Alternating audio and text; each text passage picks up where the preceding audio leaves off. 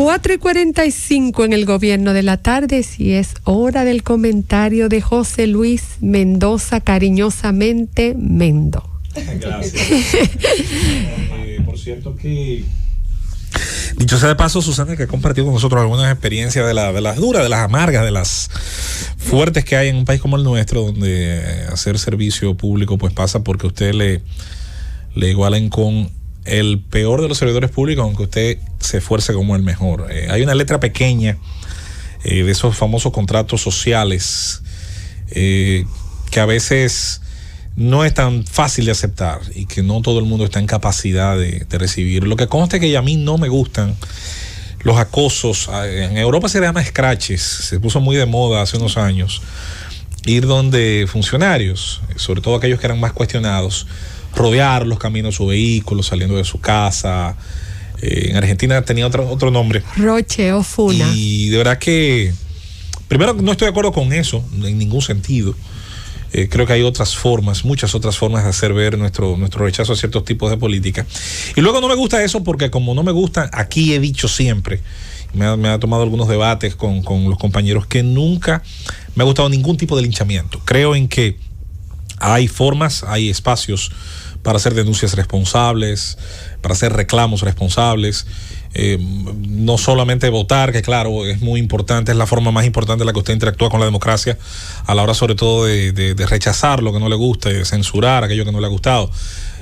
Pero más allá de eso, usted sabe por qué mucha gente, quizás a veces teniendo la capacidad y la vocación, no gusta de ir al Estado. Es precisamente porque entiende que todo está tan dañado ya que mucha gente va a todos sin hacer separación, a juzgar de esa manera. Por cierto, y tratando de conectar un tema con otro,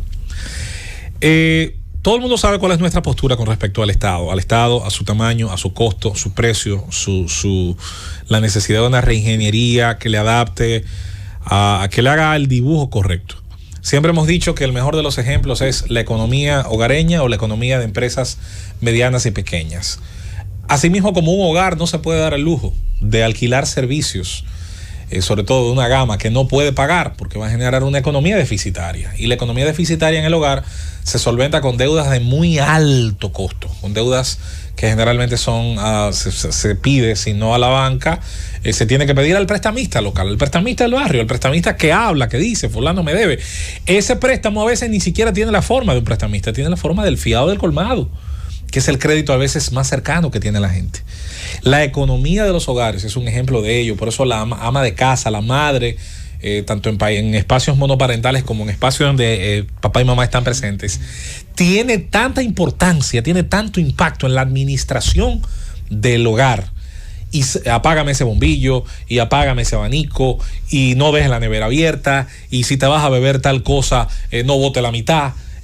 Si te vas a echar a beber medio vaso de agua, sírvete medio vaso de agua. No te sirva un vaso de agua completo, te bebe 2 tragos y botas la otra.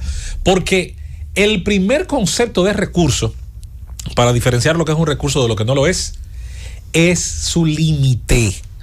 ¿Por qué usted no calcula, ni le interesa calcular cuánto aire usted respira al día? Porque tiene la certeza de que no se va a acabar. Es igual que la luz solar, usted sabe que va a estar ahí. Pero no pasa lo mismo con la compra, con el arroz del saquito que está ahí en la alacena, ¿verdad que no? Ni pasa lo mismo con el pan que usted compra en cualquier lugar que lo adquiera de su gusto o de la relación calidad-precio que usted puede adquirir. Se acaba. Y por lo tanto, no se puede despilfarrar. ¿Por qué siempre digo, por qué tendría que ser distinto en otro lugar? Una empresa que arranca muchas veces necesita empleados jóvenes, no solo porque tienen más energía, sino porque ese empleado está en capacidad y en voluntad de hacer varios trabajos a la vez. Muchas veces en la empresa pequeña, siempre pongo el ejemplo de la cafetería, el que hace los sándwiches, cuando termina de hacer una orden, es el mismo que tiene que fajarse a limpiar la plancha, a limpiar la tostadora, a higienizar el área. Hay empresas más grandes que se pueden dar el lujo de especializar una parte del personal o incluso hacer hasta outsourcing, subcontratar un personal de otra compañía, de doncella, de aquella, de la otra empresa, que hace el trabajo de limpieza, tanto el que se hace de manera permanente y diaria, como el que se hace de manera periódica y más profunda. Señores, los mismos principios de administración son exigibles al Estado, y con más fe todavía. El Estado tiene una obligación de transparencia pública que no la tienen las empresas privadas. Las empresas privadas deben ser eficientes porque su fin es ser rentable y porque del beneficio que generen, la sociedad entera va a beneficiarse. Por eso siempre he dicho que el mejor trabajo, el mejor subsidio es un empleo productivo.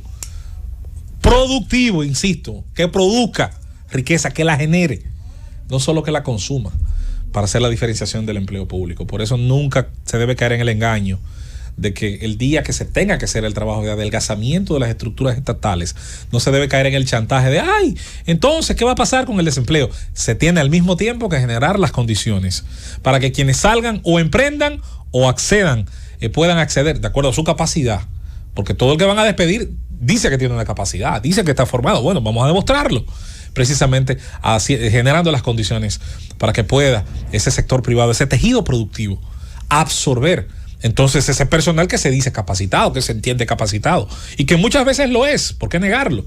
Aunque en otros casos tal vez sea menos, a veces de la valoración que uno se tiene a sí mismo. En todo caso, nunca hemos creído en pedir lo que no tenemos. Nunca le vamos a exigir, sobre todo a corto plazo, a las administraciones, ni a la que se va ni a la que viene, imposibles. Ahora, dentro de lo que se puede, la parte más importante es la que tiene un costo político, es la que rompe con la tradición y la cultura del poder.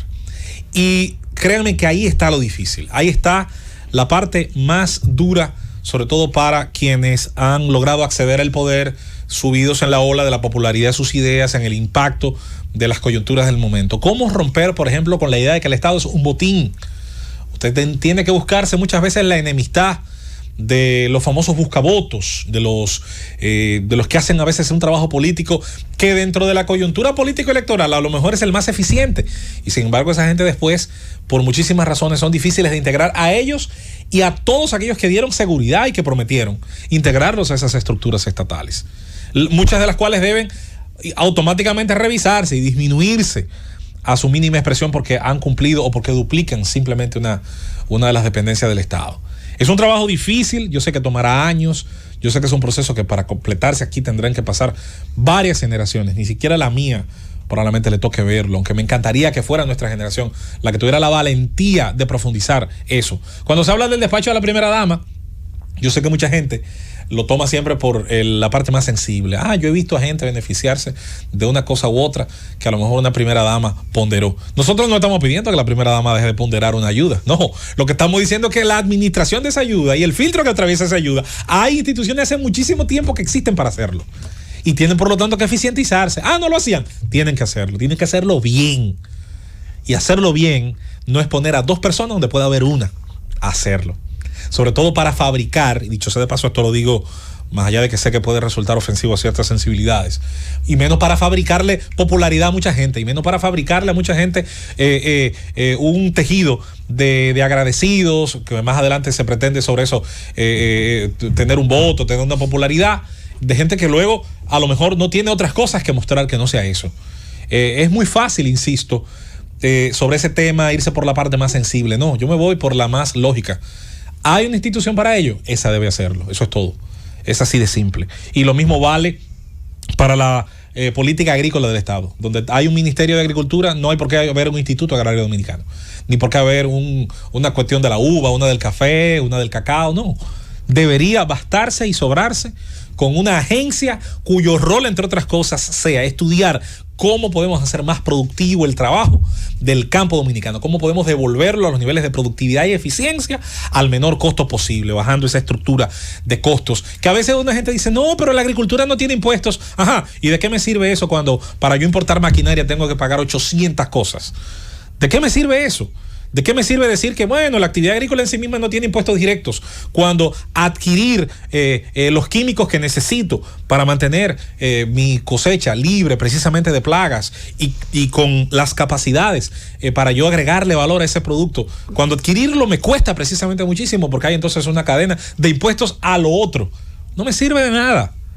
Y es eso justo para lo que tienen que existir las agencias especializadas en el Estado. Usted le llama ministerios, antes se llamaban secretarías.